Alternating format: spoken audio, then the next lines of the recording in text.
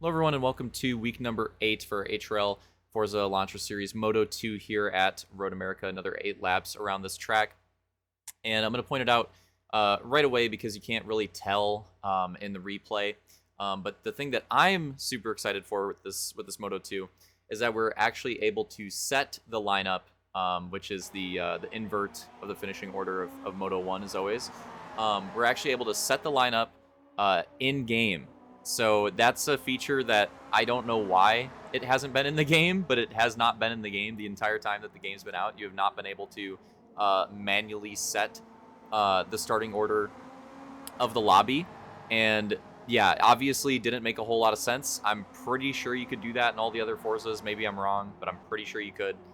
In like any racing game, you're usually able to do that. So that was a feature that I was starting to give up on. Like I didn't think that was going to get added at any point because the game had already been out for so long. But in the most recent update, they finally added the ability to be able to do that. So we've been doing, for Moto 2 in particular, because Moto 1, we obviously like do qualifying. For Moto 2 in particular, we've been like doing manual restarts, or starts rather, but manual starts for the race and like ordering everybody and doing that.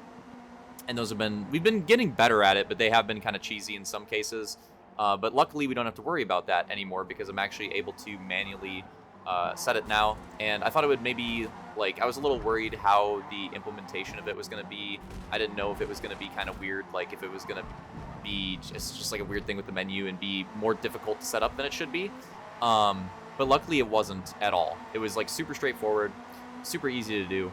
And yeah, from a management side of, you know, hosting the lobbies, very, very, very happy that it's as easy and straightforward as it was, and that we're able to do it that way now. So I'm very happy with that, very excited about that.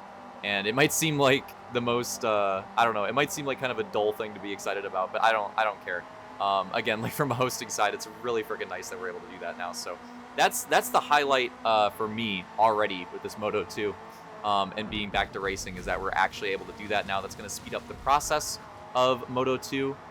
That's a big thing that I'm excited about too, is not just like, again, like the fact that we're able to do it, but just the time save, because obviously like getting everybody lined up and doing the manuals, it just takes time, it just takes longer. It's not that long, but it's a little bit of extra time every single night, and the nights do go on kind of long.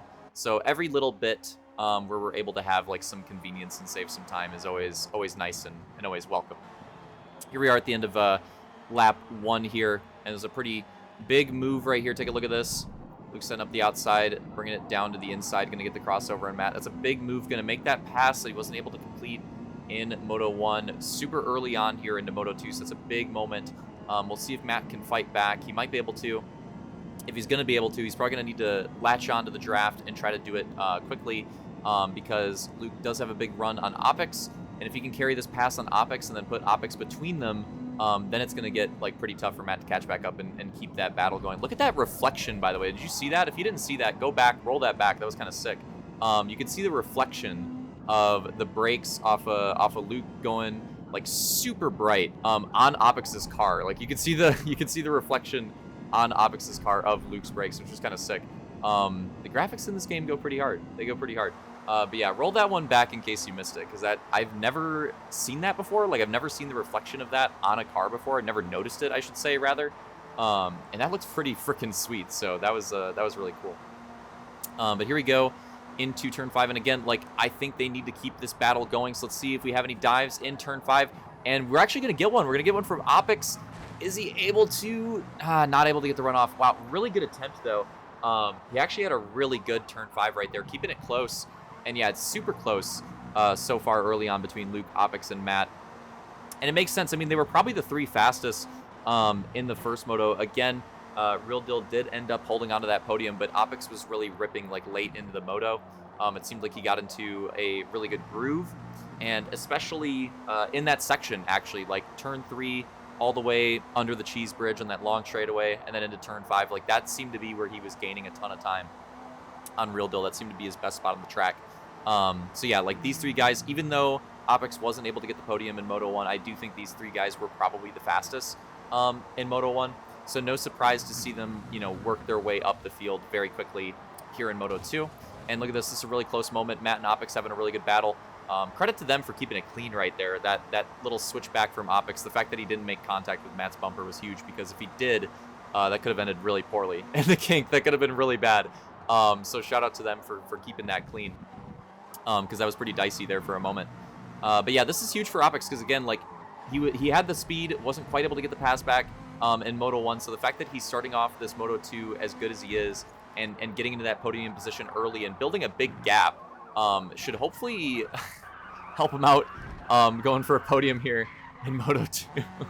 Sorry, Tristan just missed the braking zone by a couple 100 feet right there, probably, and had a big contact with the tire barrier there in the Canada corner. I'm sorry, I'm braking. That was hilarious. Okay, all right, regain, reset, regain, relock. We're good. Okay. But yeah, that was a big moment there for Tristan, and it was pretty freaking funny, not gonna lie. Yeah, shout out to Tristan and Clayton. They have some hilarious moments in these races. Still more to come. Don't worry. Stick around for them. But glad to have them back, and definitely had some moments that I was laughing pretty hard at. Watching the races back, they had some absolute comedy in these. So yeah, definitely tune in for more of that later in this one. Not trying to spoil it, but it's good. It's good. But anyways, Luke getting out to about a 2-second gap here on Matt, so it's a decent gap. But again, they're both running really fast, and Matt actually did get the fastest lap in the first race. Luke did have a faster time, but the lap was flagged, so Matt did get the fastest lap in Moto 1. But their times were, like, even though the lap was flagged, their times were, like, pretty competitive, like, regardless. Like, Matt has really good pace on this track. So he's definitely, like, I definitely think this is one of his best tracks in terms of the pace in the season. And he's obviously had some good ones, right? Like, he's picked up a few wins. You know, he's gotten that monkey off his back this season and has picked up a few of those dubs. But in terms of just, like, pure pace, we've still seen, like, the battles for those wins between him and Luke get really close at the end of the motos. Like, I think one of the better ones for Matt was probably, like, Watkins Glen. But, like, the Hockenheim one and the Road Atlanta, like, those ones were, like, super, super close. But on this one in particular, on Road America, I think he legit just, like, has, like, really good pace. Like, the gains from Luke aren't going to be as great on this one, because Matt's pace on this is really solid. So stepping it up as the season goes on, and stepping it up for the home track here, and, you know, that already paying off with a moto win in the first moto. Obviously, he'd love to try to go back-to-back. It's going to be difficult here. Watching the interval, he has dropped about a second here in the past, I don't know, like, minute or so. So he has dropped a little bit of time. But like I said, lap times in Moto 1 were pretty close. And if he can keep it close in Moto 2, you never know, because Luke was making a lot of mistakes when trailing and going off into the grass a lot. Like, I think there was some definite rust, not just for him, but everybody in the lobby. Everybody in the lobby, honestly. There's a lot of cheese in Moto 1. So maybe they'll all clean it up for Moto 2. But again, we did see a lot of that in Moto 1, so you never know. Stick with it, stick with the pace. Never know what kind of mistakes we could see, and could still have a battle here. Again, I wish Slaunch didn't have the migraine. I wish he could have made this one. I think he would have made things really interesting, because I think Slaunch's pace was actually pretty good here too. In testing, we did some testing like the week before or whatever. And yeah, Slaunch's pace in testing was actually, like, really solid here too. So I think he would have been, I don't know if he could have been win contention. I think that would have depended on some factors. Like, maybe it's definitely possible. But I think he for sure could have been, like, podium contention for sure. Because I think he had really solid pace, like, very similar to Road Atlanta, actually, because on Road Atlanta, like, Slaunch's pace was really good too. Excuse me, pickup action. But yeah, he's been picking it up. He's been picking it up a lot on the back half of the season. So I'm excited to see what Slaunch can do when he gets back to racing here this Friday. And take a look at the interval. This is what I'm saying. Like, Luke did have a really nice gain at the end of the previous lap, right? Like, the interval was about 2 seconds, and by the end of the lap, it was about 3 seconds, so he picked up about a second. And picking up a little time in the carousel here, so unfortunately getting that time back, because I was just going to say, Matt, the first, like, half of the track actually had a really good lap right there. He was up 4/10. And then something must have happened while Luke was in the carousel, and Matt was trailing, because he did lose a lot of that time back there, unfortunately. But the beginning of the lap, he actually gained a ton. So like I said, definitely has the pace to compete here. So I wouldn't call this race over by any means. Going into the candid corner here, we'll be coming up on pits here shortly. I think Detail did start on the soft, so I think he got his pit out of the way early. So we see him in 6th place right now, but he should jump some spots when the pit cycle comes in, because again, he was early, and he's been a driver that's been aggressive in trying that strategy in Moto 2 and just risking it and going for it and trying to make something work. He's been doing that a lot, and yeah, just hoping that he can have the pace on one track one day and hope that it can pay off. And again, like I've been saying, like we have Clayton and Tristan showing up here. We should have Slaunch and Roman back next week as well. And there's always like Armada and Coop potentially. The more drivers that there are, the more potential there is for that Moto 2 upset, right? So like going for that rogue strategy that Detail's been going for a lot in Moto 2 with the softs. Like if we could get a more full lobby in the last couple weeks or so, that strategy I think will benefit from that. Like I think the more drivers, especially the further up the field that you start, I think the more drivers that you have between you and like the other fast guys, I think the better that strategy that he's trying to make work will work in that case. So if he sticks with it, we do have a couple more road courses left to race, and yeah, if he keeps up with that strategy, I think it could potentially work out pretty well, because I think we should pretty soon here with these last couple races of the season, I think we should have a new highest lobby in terms of attendance like of the season. I think that should happen like pretty soon. I think we should easily be able to get 8 to 10. If it was a really good night, I think we could get 12, but we'll wait and see. But yeah, I think we should easily be able to do 8 to 10 for at least like one of these last few nights, which again will be fun to see everybody on track, but will also be interesting to see how that like shifts the strategy, right? It'll be interesting to see how that shifts the strategy, and if we see like some of those Moto 2 like riskier plays work out, because I could see if we have more people in the lobby, I could see Slaunch also being a guy, and maybe even Roman too, being guys that would like in that situation be more willing to try a strategy like that and go for it and just like see what happens, right? Especially Slaunch, because Slaunch is one of those few drivers that still has that monkey on his back, right? Like he's been fast, and especially like early on in the MX-5s, he had a lot of speed. But he's one of those like few like fast, solid drivers that we have remaining that hasn't gotten a win yet. Obviously, Deech has gotten a lot of wins on the ovals this season. Matt has now started to pick it up on the road courses and has gotten some wins there. Roman got a couple wins on the ovals as well. So yeah, like a few like more win variety recently.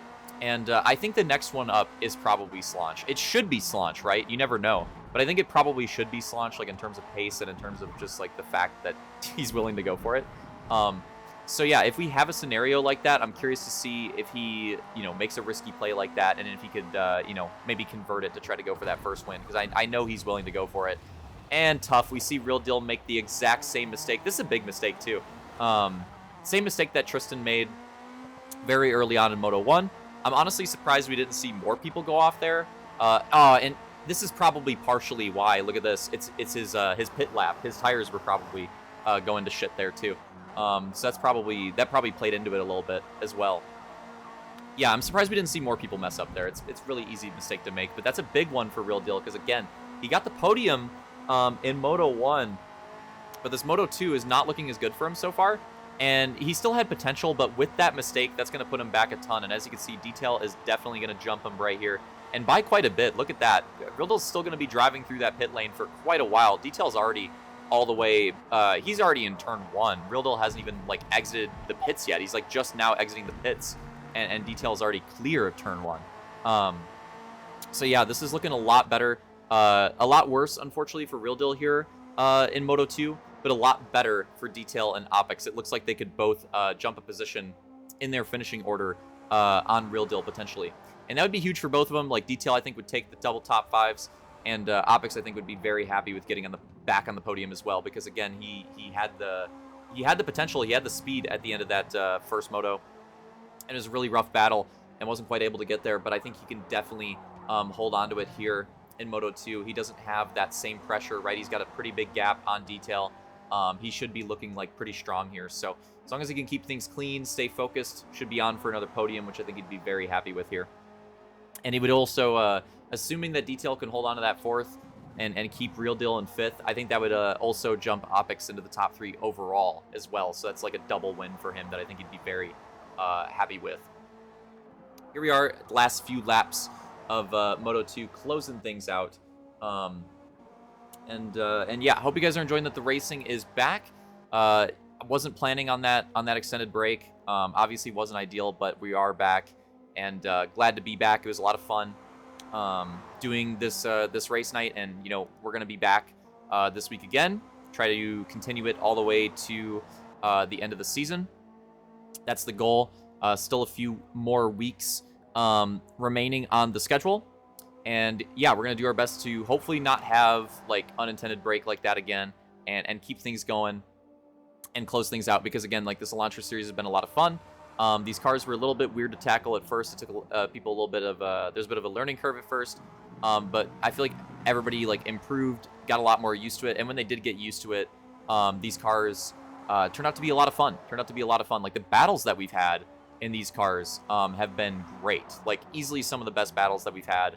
Not just in Forza, but just like HRL in general, like even going back to Halo, like we've had some great battles in these races, and a lot of these races have come down to literally like last few laps. We have a battle for the lead, we have a battle for third, we have a battle for fifth. Like there's just like multiple 2- and 3-way battles, at multiple different spots on track for different positions, and just like absolutely going hard until the very end, and it's been a lot of fun to watch. So that's not really the case for this moto, unfortunately.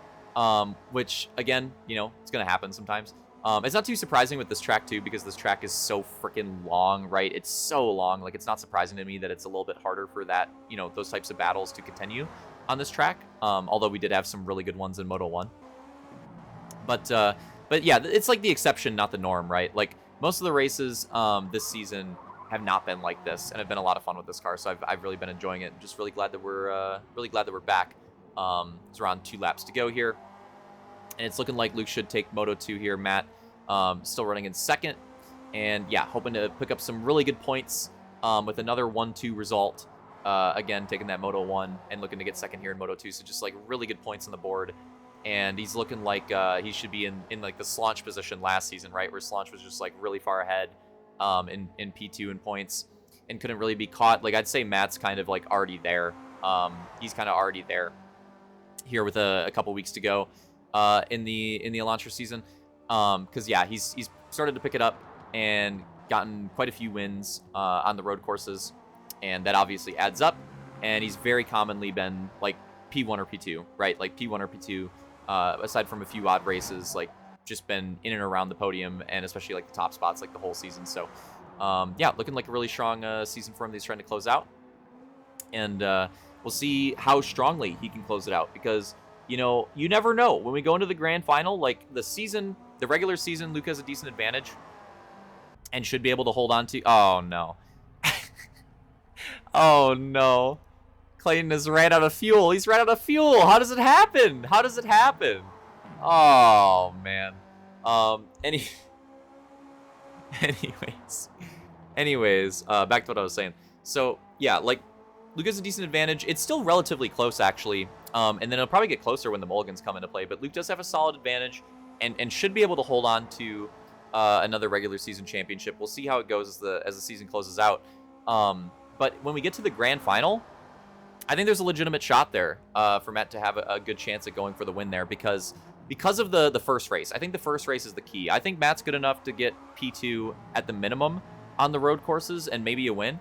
So what the grand final is like really going to come down to for me is that first race. We're starting off the first race on Sunset, the Oval, and that first race in the grand final is actually going to be extremely important. Like that first race might determine like where a lot of people finish in the grand final, because the road course results are like fairly consistent.